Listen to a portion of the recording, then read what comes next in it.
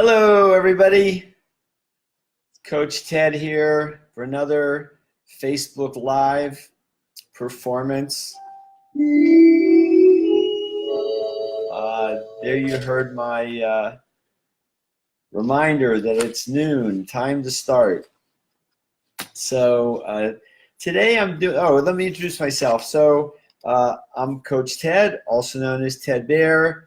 I'm your ADHD life coach, and I work with adults who struggle with ADHD, and I help them get organized and productive so that they can enjoy their lives.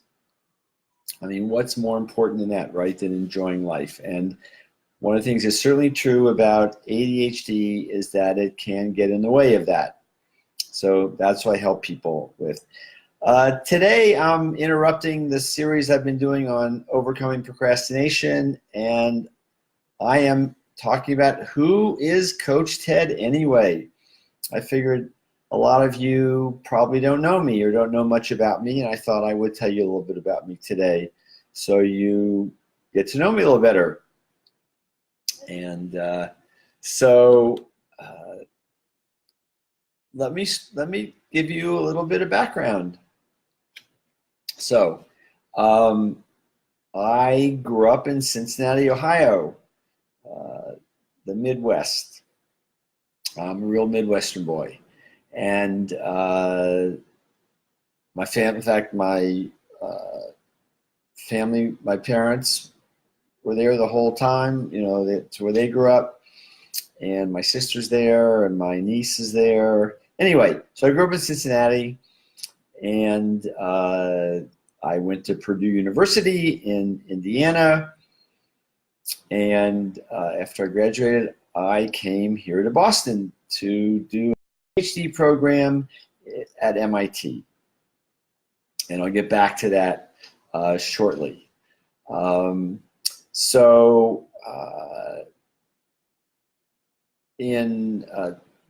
1996, so I have had, wow, I'm really kind of getting this organized here in my thinking. All right.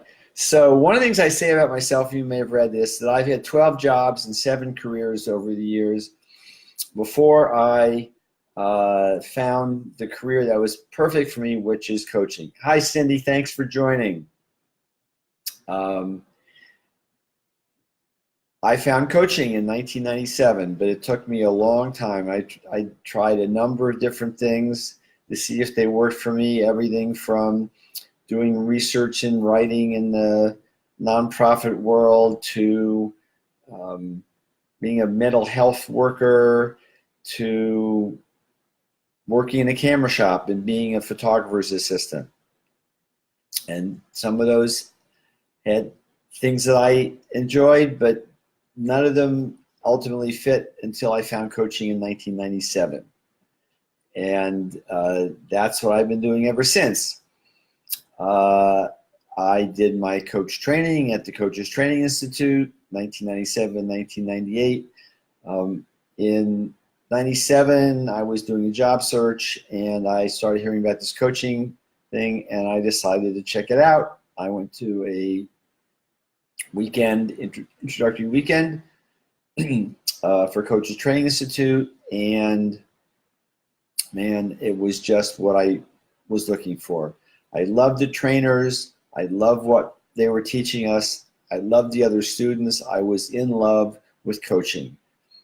And that's what I've been doing ever since.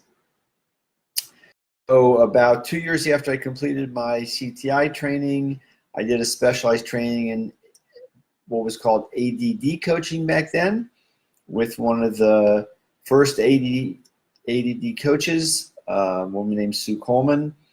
And I learned all about what ADD was and how it worked and how to coach people with ADD. And I've been coaching people with ADD, ADHD ever since.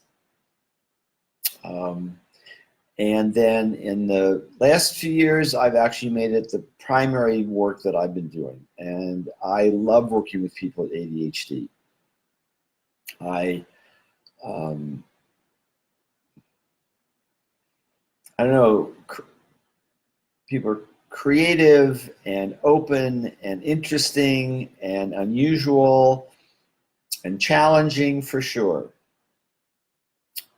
And I found out about that when 5 years ago I was diagnosed myself with ADHD, and I had no idea. This is like 15 years after I learned, or something like that, after I learned about ADD, ADHD coaching, before I actually learned that I have ADHD. And that's another story for another day.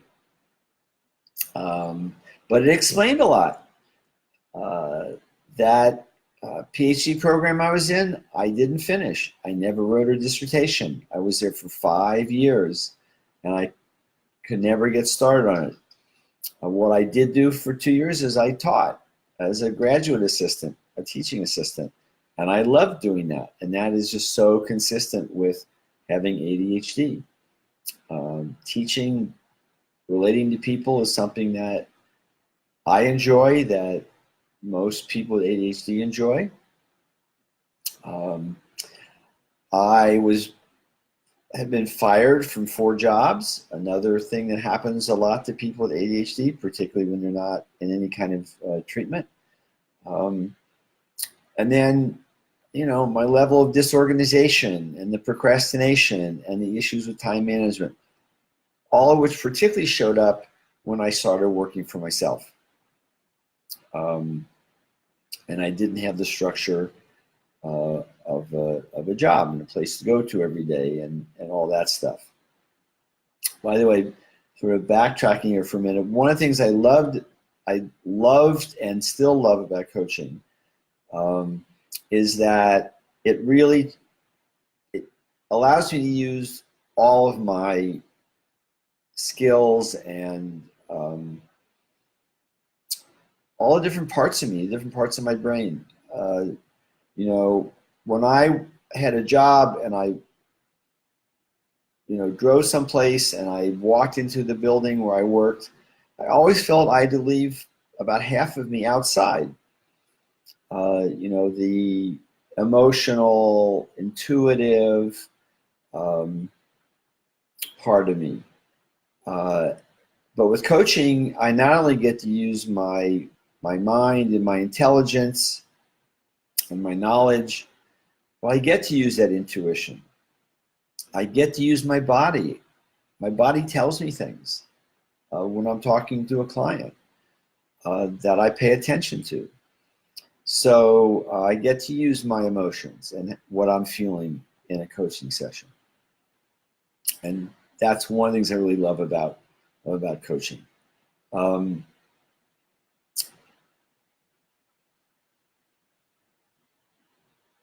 Talking about finding out I had ADHD explained a lot. Not only did it explain some of the problems, but it explained my strengths, that I'm good with people, that I empathize. It's why I'm a good coach, that I can really tune into people and get what's going on with them. I'm smart. I'm creative. Like most people with ADHD, I don't want to say that I've got things that other people don't.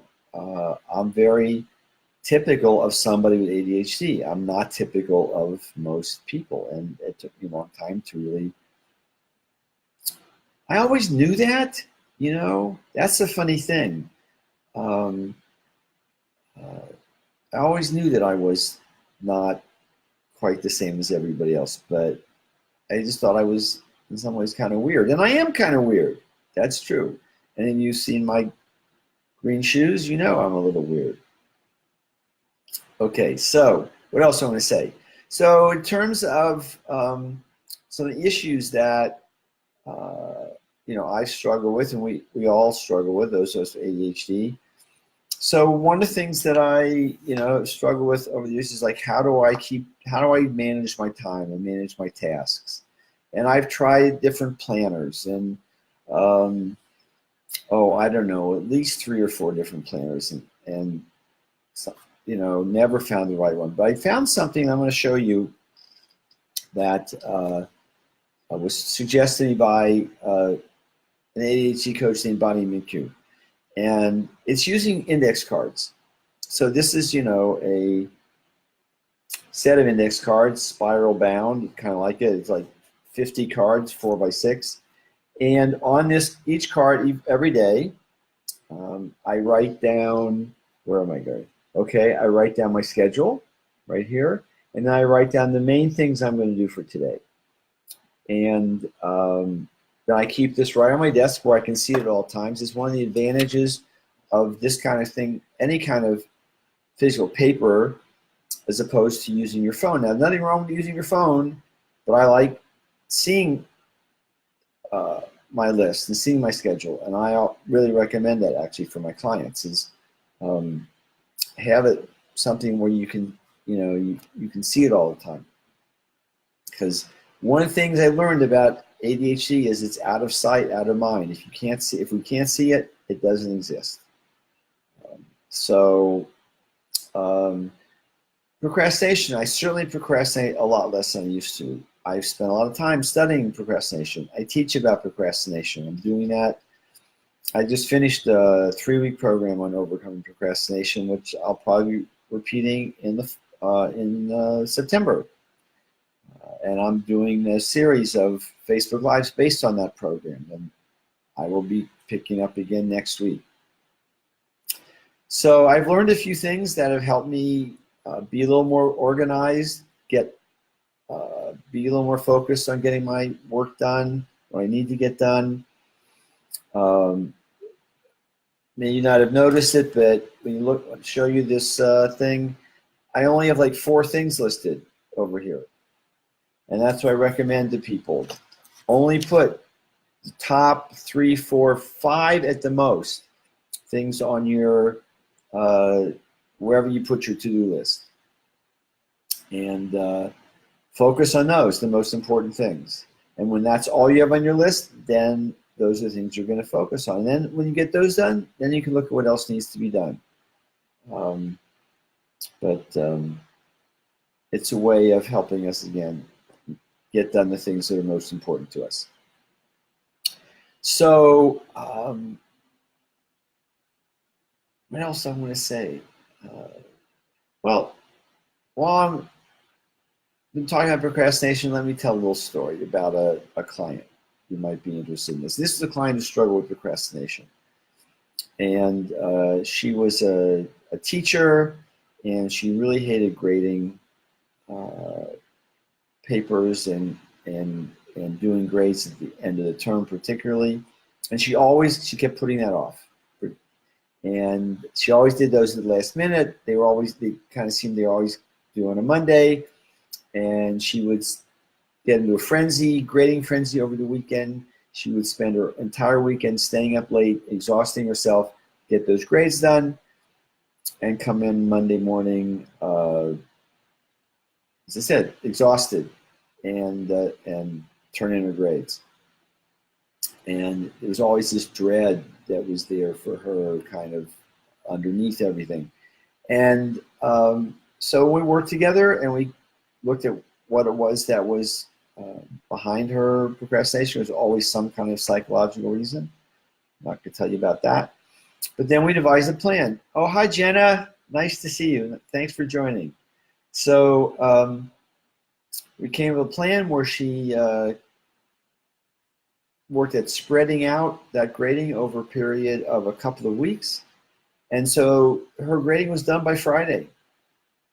And she had her weekend to enjoy. She went into school fresh on Mondays, turned in her grades. And hey, Jenna, thanks for saying hi. And she felt so much better. And so that was one thing. So the stress, the anxiety, she was able to reduce that considerably. But on top of that, it totally changed the environment in her classroom, because she was no longer having that dread of grading sort of going on inside her all the time. And it was just gone. And so she was more present in the classroom. She was more present with her students. And that got them more involved. That made them more present. And she was a math teacher, and she even had students volunteering to go up on the board and do problems. And if you were ever in a high school math class, unless you were me, I loved doing that, but most students certainly did not. Yeah, and Jenna shares, it feels great when a client has a breakthrough. Absolutely. That's one of the things I love about coaching. Thanks, Jenna, for mentioning that, is when a client has a breakthrough, when a client does reach a goal that's important to them, they did the work, not me. I help facilitate that. And I know it feels great with me, but of course, the big thing is it feels great for them. Jenna says she hated math. Yeah, well, a lot of people did. I'm weird. I still love math. I like doing math problems when I see them in the paper or whatever. Anyway, it's fun. I was a math major in college. Anyway, I see it's almost at 16 minutes. I'm blabbing along here. So all I want to say is when we make a change like that in our lives, when we,